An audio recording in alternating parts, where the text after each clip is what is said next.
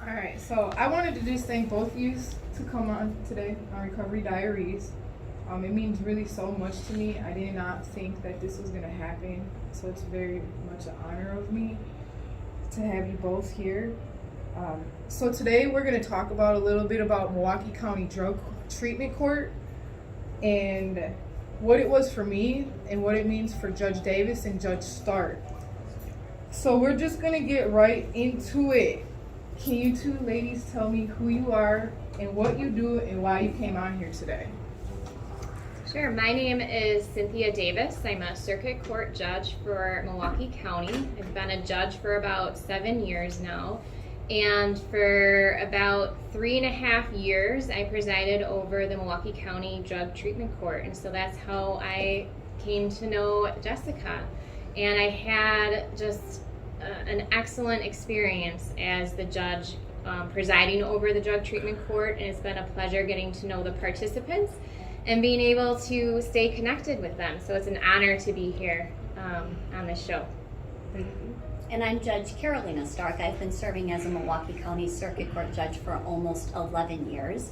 And just the way our assignments work in Milwaukee, Judge Davis passed the baton to me last August, and so I am now the presiding judge for our treatment courts, including our drug treatment court. And I think we met just briefly for the first time a couple of weeks ago at a graduation ceremony for one of our other participants. And so yes, it's a pleasure just to talk to you today and to talk to your audience about treatment court. Thank you so much again.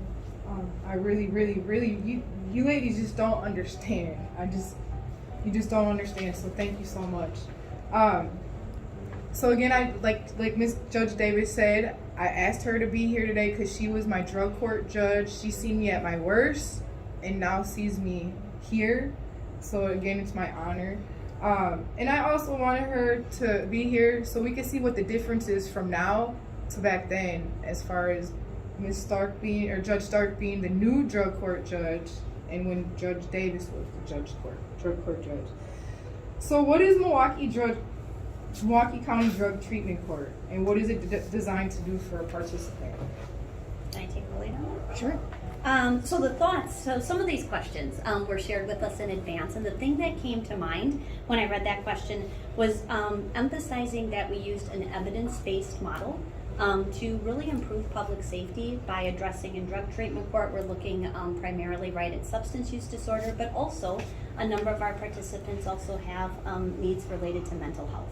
And so the idea is if we use this body of research that really teaches us about how to help people change behavior, that we can have a healthier and safer individual, a healthier family, right? A healthier and safer community by addressing those substance use and sometimes also mental health issues. But I really wanted on that question just to focus on that we do use an evidence-based model, and it's not just like our gut that we go by. Actually, the evidence has shown us that sometimes our gut is just really wrong in terms of how to respond to things or how to support people in change and in recovery.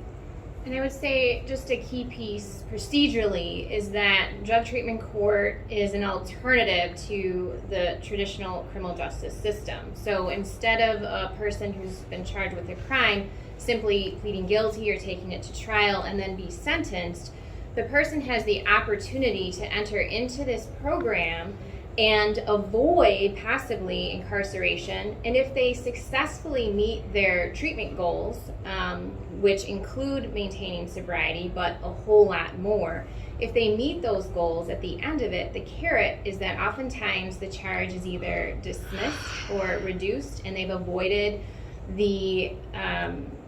they've avoided having to serve any time in jail. I'm glad you said opportunity, because a lot of participants don't see it that way. I see it as an opportunity to get my life in order. I heard when I first started this program that it was the toughest program, that I shouldn't even sign up for it, I shouldn't do this, you're not going to pass it. I was sick coming into drug court. I was withdrawing so bad. My lawyer wasn't even trying to take that case for me. He said, I'm going to take it against my better judgment, because he knew me, okay? He brought me into drug court. I was telling you whatever I wanted to tell you. I didn't care. I thought I was getting out of jail that day. So I said, yep, I want to sign up for drug court. No, little did I know. I sat 30 days until I got into treatment. But a lot of participants, they don't see it as an opportunity. They see it more as a punishment. Would you say that's kind of what a lot of participants? I would say in my experience, there's certainly a fair number of participants who enter the program not because they see it as an opportunity to turn their life around. They see it as an opportunity to avoid going to jail right away or going to prison. But Judge Stark, what she mentioned about evidence-based practices is so important because your gut would say, as a judge, I'm not going to accept a person if their motivation is in the wrong place. My gut says, if you just want this because you want to avoid jail but nothing else, then I don't want you in my program. But the evidence says it's okay.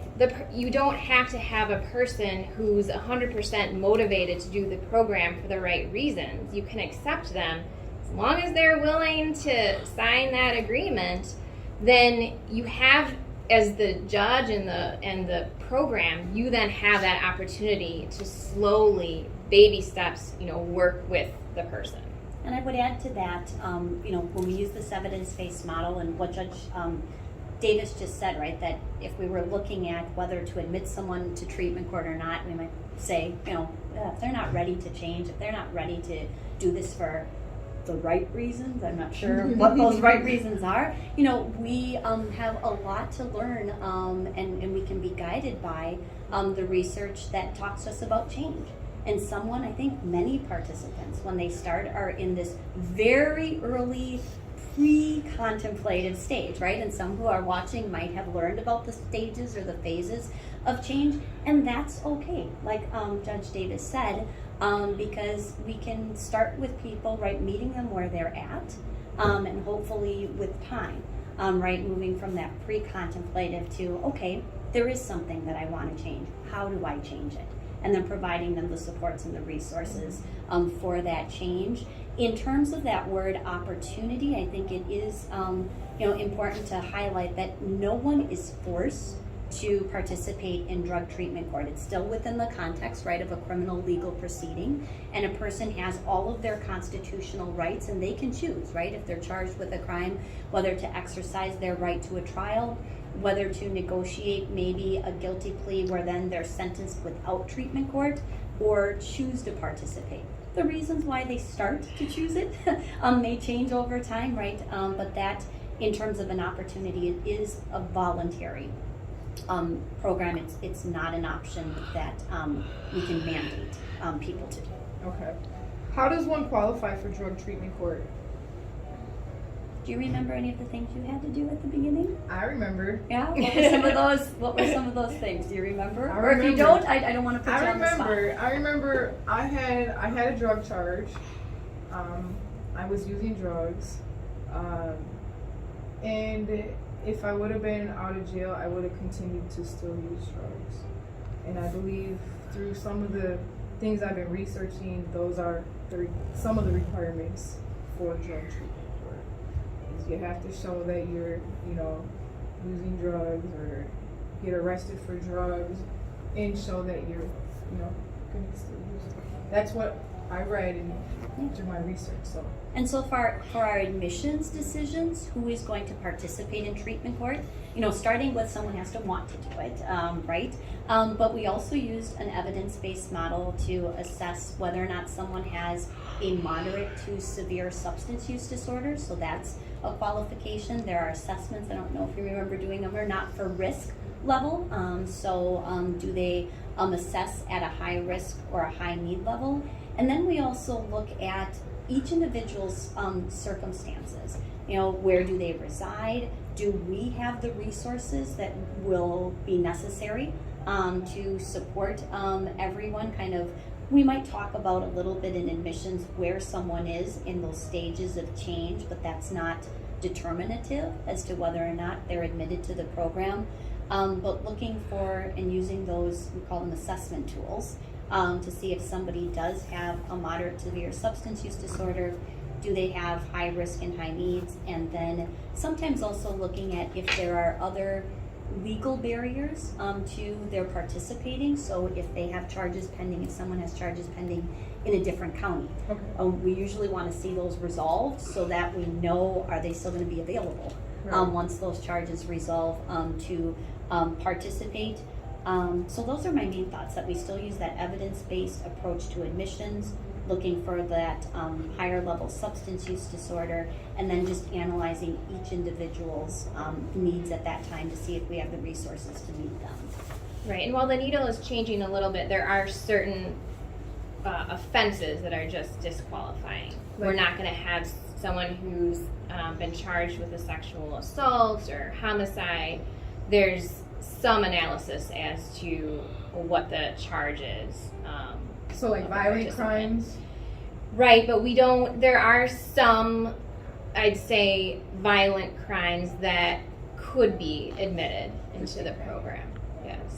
And I would also note that Wisconsin law, at least my interpretation of it, I don't know if Judge Davis has a different interpretation, whether it's in our statutes or now in our Constitution, that the court has to give at least consideration. It's not like the determinant factor, but consideration if a crime involves a victim, the victim's input as well. We're required by law to consider it. Okay. Now you ladies are judges. You're not addiction counselors, correct? Correct. With that being said, what makes you ladies qualified to be a drug court judge? Like, do you have to go through courses or something, or classes, or how do you, I guess, what makes you able And to how do we get here, and Right. why are we good picks for being here? Yep. Let me hear it, because I would love to know. I think it's just a good thing. Oh, I'm sorry. Go ahead. Just as a primer, we're elected. All of the judges are elected. So we're trial court or circuit court judges. And how it works, at least in Milwaukee County, the chief judge usually selects a judge who has expressed interest in this assignment for the assignment. When I was looking at this question in advance, some of the things that came to mind would be that I think it would be really important for a judge in this role to be committed to following the evidence-based model and to learning about it. To that extent, we do have the opportunity to do training through a lot of different organizations, like the National Association for Drug Treatment Court, the Wisconsin Association for Treatment Court Professionals. What are some of the others? The National Drug Court Institute, the National Center for State Courts. A lot of programming is provided to judges and the whole treatment court team. So I think that's important, that a judge be committed to learning about that and doing those trainings. Generally, care and concern for individuals and for a community, and thinking about this as a health issue. And then also being willing to be like the leader of the team within the court context, because there is an administrative role that I don't think I appreciated. You told me a little bit about it. I don't know if you held back at all, Cindy, but there's also like a lot of being the leader and a lot of administrative things that have to be done. So I think someone in this role needs to be interested in learning about it and then in doing that as well. Yeah, one thing that I learned early on as the treatment court judge is that this type of program is a different type of jurisprudence. It's called therapeutic jurisprudence. And so you have, as the judge, the opportunity to do a lot of good and to try to affect a lot of change. But you also have the ability, if you're not following the evidence-based practices, to do a lot of harm. And so you're exactly right. We are not formally trained as addiction counselors. And so the judge coming into this role needs to be humble and have that humility to understand you're not the expert in addiction, but that's why you have other people on your team, and it's a collaborative process so that you can rely on the specialized expertise. But then, as Judge Stark said, you have to have a judge who is very willing to learn, because there is a lot of training that we both have undergone to become skilled and proficient in treatment court. But on top of just learning the evidence, you have to have a judge who has empathy. And I don't know if you necessarily learn that in a class. It takes a special kind of judge, and any team member has to have that empathy to be able to relate to the participants. Yeah, because I do have a whole college degree to be a drug counselor, and I feel that I didn't pursue that because I do have the compassion and the empathy. But when I used to sit in drug court and watch the people, I don't know what goes through your head when they're sitting there telling you, I didn't smoke weed, I didn't do this, I didn't do that. Because I'd be the type to get up and, I never wanted to pursue that because I'd probably lose my job. But it does take a special kind of someone. Because I'm just sitting here watching Judge Davis listen to these people just blow smoke up her, and I'm just like, yo, I just wanted to scream like, yo, you're dirty because you used, come on now. But yes, you're right, it takes a special kind of someone to have that compassion and empathy towards people. But hopefully too, when that was happening to me, part of being a good judge is finding that balance between that compassion and that empathy, but also calling people out, when they aren't being completely open and honest, and holding people accountable. So there is that balance. And I think part of what is helping me develop that skill, it's still a work in progress. You'll hear me say it a lot today. It's really committing to learning and applying the evidence-based model. So thinking about in that moment, okay, we have this information to the contrary. We have a positive drug test, and there are other signs that sometimes, can indicate use in addition to a positive drug test. But thinking, okay, maybe that person right now is still in that pre-contemplative denial phase. All right, so what does the evidence and research tell us about how we most effectively respond to this type of behavior if someone's in a pre-contemplative or still denial phase? And so thinking about that, it really helps me to think about it within that evidence-based model, and then just always trying to get as much information as possible to then decide what the best response is. What does the evidence tell us the most appropriate response is to meet our goal of helping someone change their behavior and establish and maintain their recovery or their sobriety? Yeah, because I totally remember that day. I thought I had it all. I said, I'm gonna move out of Joyce's house. I want to do this on my own. I was like, I can do it. The day that I moved out of Joyce's house, I started smoking crack that same day, started sleeping in my car, and she scared me with a sanction, and that kind of turned me around. And you were right on point after that, if I remember. That's all it took. That's all it took. Now let me ask you this, Judge Davis and Judge Stark, okay? I'm kind of skipping around here. So, now as I just said, sanctions.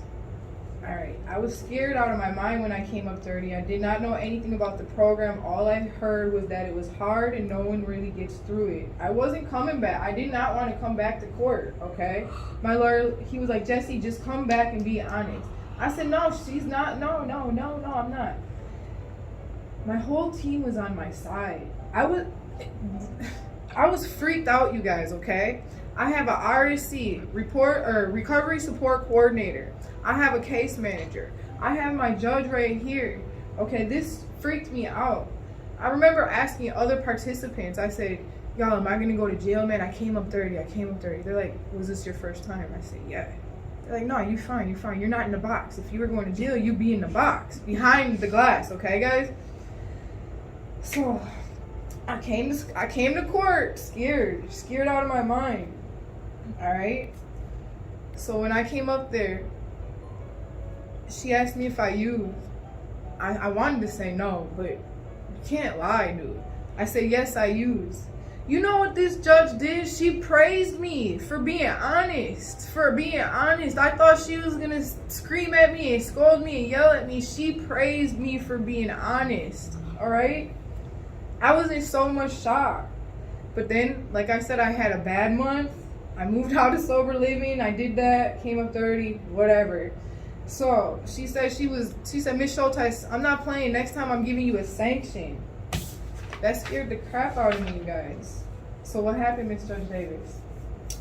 So let's talk about the honesty piece. And I will admit that my perspective evolved as a treatment court judge, because in the beginning I was very strict. I wanted people to be honest, and if they weren't honest with me, then I thought that behavior should be sanctioned, jail sanctioned up front. And then I had a little bit more learning involved, and some of my team members helped me understand too that, well, honesty is what we call, more of a proximal goal, something that even in the early stages of recovery that people can be working on.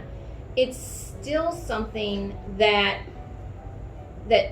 people early on in their recovery aren't used to doing, because as a survival mechanism, people have learned to lie, and that's how people survive. And I didn't appreciate that fully. So I still expected honesty, and when people exhibited honesty, I thought that was extremely praiseworthy, because that's something that helps that person then move along in recovery. If they can be honest first with themselves and then honest with the rest of the team. So that's why I praised you. And going back to the evidence, you don't, as a judge, sanction someone just for using. Years ago, maybe that was the practice. Now we know if the person used, and if they come to you and they're honest and they want to move forward, you're not going to sanction that.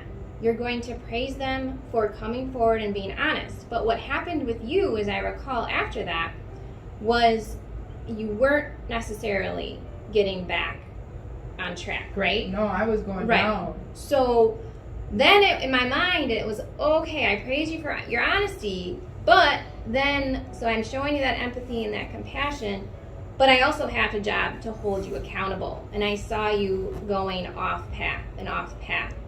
And sanctions are the last resort, but they're used to stop behavior. And so I didn't want to sanction you up front. I wanted to warn you about it and see if that worked. And I do remember that. I remember that hearing where I threatened you that if you don't stop this behavior and you don't get back on track, you are going to see jail. And you were golden from there on out. But that also shows that sanctions responses have to be individualized, because that worked for you, right? Just the mere threat of jail. But that doesn't work for everybody, and some people don't respond, and so maybe a jail sanction is appropriate, but it worked in your case. Now, do you think a weekend sanction is enough for some people? Now, like you say, you praised me, and then I started going off track. Would you say that how do you know when somebody is taking advantage of you? You know what I mean? Like how you said, you praised me, right? But then you see me going downhill, and you're like, but there's other participants too that take more advantage than I did. You know what I mean? How do you guys know when somebody is taking advantage of you giving them only a weekend sanction? How about giving them I don't know. I've never seen anybody get a longer sanction, so maybe there are longer sanctions, but I don't know. So. Well, maybe the reason you haven't seen someone get a long sanction is because Judge Davis was following the evidence-based model. And there is years of research that guide us in responses. Sometimes they're incentives, right? Whether that's the praise that Judge Davey gave you for that moment of honesty, whether it's earning points for being compliant right the week and leading up to a fishbowl gift card draw, whether it's a sanction, whether it's what we call a therapeutic adjustment. Okay, do we need to change the therapy, the treatment to give someone, right, make sure they have what they need. The evidence in sanctions shows us that long sanctions, like doing a sanction of a week or a month, that actually it doesn't work. No. That it doesn't provide that motive or whatever it is, it doesn't pan out to help change, and you can actually do harm. But that being said, so if you didn't see, like 30-day sanctions, 2-month sanctions, some of the things I was thinking about is just listening to you and Judge Davis discuss, your experience together. It's really important, and the evidence, I think, bears this out for the judges to develop a relationship with the participants, one where the participants start to trust and build that rapport. And I think a number of participants, maybe not everyone, but a number of participants have had experiences with the criminal justice system in that more traditional non-therapeutic model, where if they were, say, on pretrial monitoring and not in drug treatment court and they had a positive test, a judge might say, well, I'm changing your bail or you're going into custody. And so I think a number of participants come in with this hesitation and this fear, to be honest, for a number of reasons, including maybe their prior experiences with judges in the justice system. And developing a rapport with the participants and a trust and hopefully a rapport that makes participants think the judge is going to be appropriate. Whether that's a sanction, they're going to hold me accountable, but also if there's a new use that we can talk about it. And as long as someone is still doing the treatment, coming to the appointments, providing usable samples for the drug testing, a new use alone is usually going to have a different response than if we start to see the slipping right on meeting the other requirements and kind of doing the program, if I say it that way. All right, so last year there were 644 drug-related overdoses. I'm trying to find it right here. A lot of those people that had those overdoses, 644 is kind of a lot of people. Some of them being participants. What do you judges think the underlying issue is to those drug issues, I think? Would you say like their upbringing? What would you like? I think like it's that. Like that's it's a loaded question. I I think it's obviously different for everyone, but in my experience as a treatment court judge, what I saw is that a lot of the root causes of addiction go back to trauma, to childhood trauma. And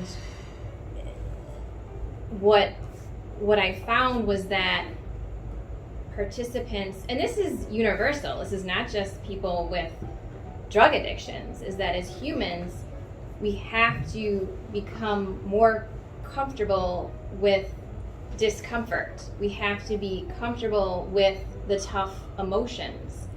And I think sometimes as a society, we are taught that you shouldn't have tough emotions, or if you do, you need to figure out how to make them go away immediately, whether that's with medication or something else. But what I think is the root cause is not being comfortable with being uncomfortable. And that can stem back to, childhood or not, but that's the issue, was trying to help participants be okay with the good stuff of life, but also with the bad stuff, because you can't avoid that in life. And I think to kind of follow up on that, in preparation for this discussion, I looked back at, so we have a partnership with the University of Wisconsin-Milwaukee and a specific professor in research there, Dr. Sheeran, Sheeran. And part of the evidence-based model for treatment courts involves keeping data, keeping statistics, and having evaluations done so that you can have some measure of, are we doing well? Are we accomplishing our goals? Are we being effective? Where do we need to change? Where do we need to improve? And the report that she did for us last November of 2022, I pulled it out, and it's not just Judge Davis's gut. The data actually shows what some of these underlying issues are. Some of the underlying issues that I think the data bear out are that participants and just individuals are using really dangerous substances, right?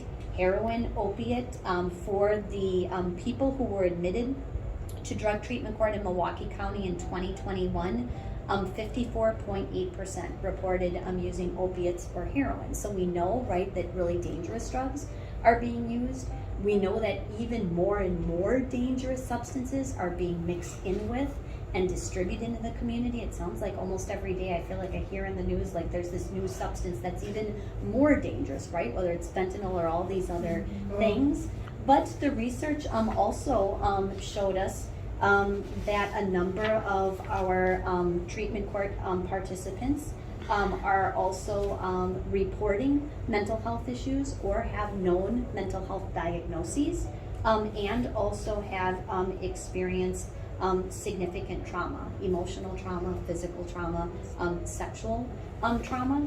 And so just within our own participants, if we look at the data, these are a number of the issues, and the data bears out those trauma and also either accompanying or mental health issues that may be related to that, and then the use of just really, really dangerous substances that are distributed.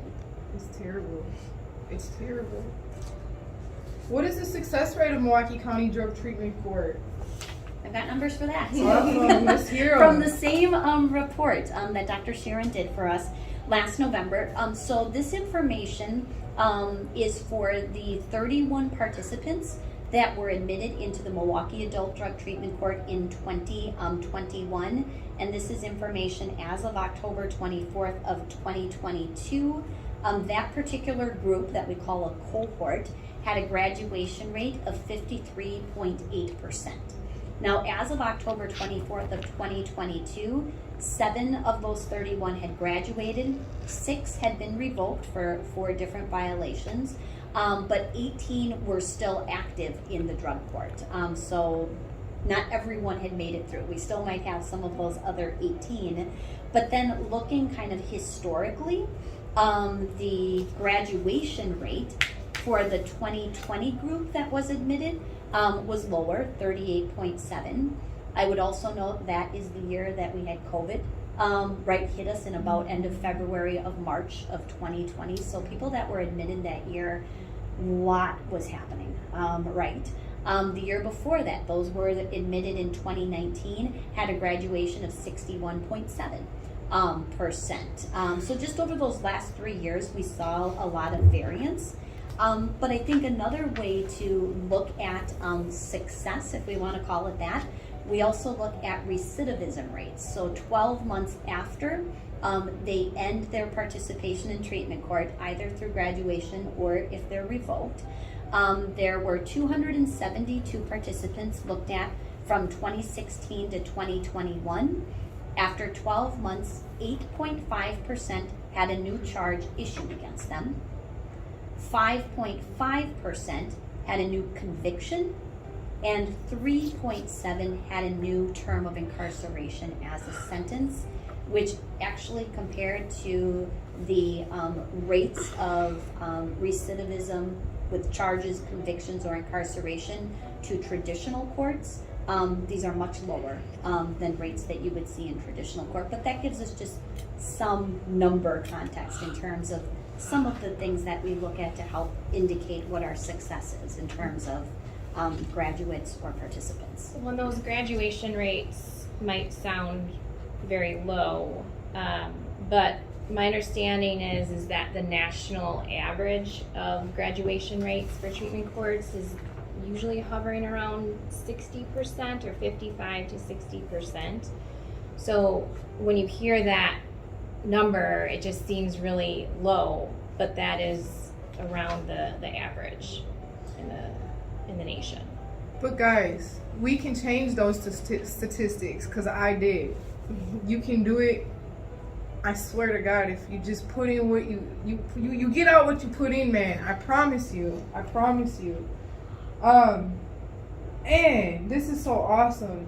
What would you ladies say the biggest challenge would be in your line of work? It's a really hard question. I know. That's why I'm saving it for the last. Kind of the last.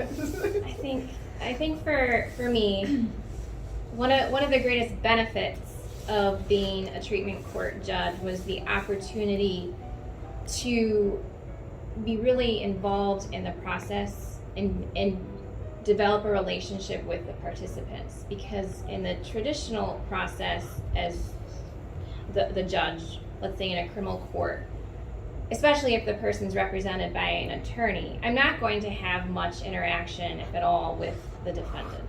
Maybe at sentencing I'm engaging a little bit, but that's about it. So as a treatment court judge, it's this great opportunity to really get to know the participants in your program, feel like you're part of their journey through recovery. And so it's a really satisfying experience. But on the flip side of that is, at the end of the day, you're still a judge, you're still bound to certain ethical guidelines that require you to be fair and impartial. And there is a tendency that I found in myself that with some participants, and I mean with a lot of them, almost all of them, you become very attached and you want to see them thrive. And there's a line, though, that you as the judge can't cross. And for example, there was one participant that I had who was early on in recovery, and she was being required, she had to go to inpatient, and she didn't want to do it. And as a team, we were able to get on Zoom with her when she was at the crossroads. She needed to determine if she was going to stay or if she was leaving. And in my head, I just wanted to drive my car over to the facility and sit with her. But that would have been inappropriate. So the greatest challenge is finding that balance between being involved but still abiding by your ethical duties. And I would share with Judge Davis, so I haven't served in this assignment as long as Judge Davis did. I've been here, since August, so several months. But yes, one of the most rewarding thing is getting to know people and getting to have the opportunity to be part of their change. And yes, the judge does the judge job, and then we've got this whole team, and everyone, right, contributes their expertise, right? The treatment provider is the addiction counselor, not the. We've got all these people working together to support. I never want to lose sight of the fact that our participants are the one doing the hard work, but it really is just a blessing in terms of opportunity to walk with someone and participate. People don't have to choose treatment court. They can choose something else, or our veterans court. They can choose something else. That they're choosing to do this, even if their reason for it changes over time. That is the most meaningful part, and to see the progress, whether it's ultimately a graduation, whether it's someone being reunified with their children because now that they are in recovery, they can safely care for their children, whether that's meeting other personal goals or just celebrating you stayed in residential 4 days and you've got 4 days of sobriety, right? One of the many challenges, I guess, where I am right now, 7 or 8 months into this assignment, probably one of the most challenging things for me has been, and I have to continue to check myself like daily, sometimes hourly, case by case, that I am using the evidence-based model for the therapeutic jurisprudence and not defaulting to the traditional training and experience that we had. I mean, I did not have any exposure to a treatment court like in my law school education, which was many years ago. You want to say when? 99 to 2002. So I started in a different century in law school. But it wasn't something that I was previously exposed to in that formal education or in internships. or, you know, brief exposure in my first several years as a judge, getting to know you, Judge Ashley, Judge Brostrom, who had presided and started to like pique my interest in wanting to serve in this assignment. But that is, I think, a challenge for me, and I would imagine a challenge for many judges that come for their first time into a treatment court assignment. Is just making sure that I learn the evidence-based model, and that I'm being true to it, and not just using these gut reactions, the frustrations, right? The moments sometimes, if I'm being frank, of disappointment, not a shame disappointment, but just, but just being true to the evidence-based model, learning it and applying it, and just continuing to challenge myself, to check myself, to make sure that that's what's guiding the decisions. Excellent. If you ladies have advice for somebody who's starting drug court or who might be struggling through drug court, what would you tell them right now? You can do it. You can do it. We see so many people do it, and it looks different for everyone. So, if you're sitting in court watching a hearing, you're like, well, they both had a positive test. This one has this response, this person had a different response. Just encouraging someone who's struggling to remember it's really to be individualized for each person's circumstances and experience. But if someone's struggling, you can do it. Talk to your team, talk to your supports, whether that's your RSC, your case manager, if there's someone in your life, someone in that recovery community, just reach out, talk, let us know as your treatment court team what you're struggling with, so that we can do our best to support you.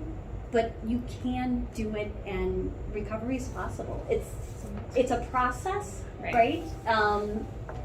It's a process that you keep working on, and just to keep thinking of just the process and the progress. I recently had a graduate share in their application for graduation, and I've been trying to pick like a quote from everyone's application, and his was simple but meaningful.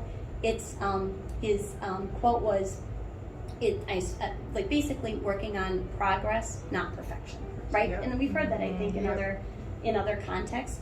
But just focusing on that process, that progress, and there are going to be harder days, right? We talked about that's just going to happen, and learning how to cope with those days in a sober, healthy way, and reaching out, because you can do it. Right, I would say along those same lines, taking one step at a time and being okay with feeling uncomfortable, and knowing that discomfort is part of the process of change, and reaching out if you feel you need help or assistance in any way, because all of us on the team are there because we do care and we want to see you thrive. All right, so I just wanted to say thank you both again so much for being here with me today and getting on here. I did not think this was going to happen. I created this channel at the end of January, not knowing where it was going to take me. Since January, I've went through 3 deaths already. Okay, whether it be them due to overdosing or them consistently using drugs to cause the underlying health issues that caused them to pass away. So again, when I say I'm truly grateful and honored, Judge Davis and Judge Stark, I honestly mean that from the bottom of my heart. I asked the universe for this. I asked them to get me out of my struggle, and things are really happening for me now, and I can never, ever thank you enough, Judge Davis, for giving me the opportunity to become the better version of myself and what I was meant to become. And you helped save my life. And Judge Stark, I did not think that she was gonna ask you to come on here, and that just meant a lot for me. truly, truly an honor for you both to be on here. Drug treatment court, you guys, is not a punishment. Whatever state you live in, it don't matter. I was at my lowest point in my life when I started drug treatment court. My face was smashed in. I'm sitting here telling this woman what she wanted to hear. This program saved my life. Just remember, we can change those statistics, because I did. Take advantage of the help that's at your fingertips. These people are here to help us. And I just want to thank you so much again. These are our lives, our stories, and our recoveries. Thank you so much for tuning in. Stay tuned for the next video.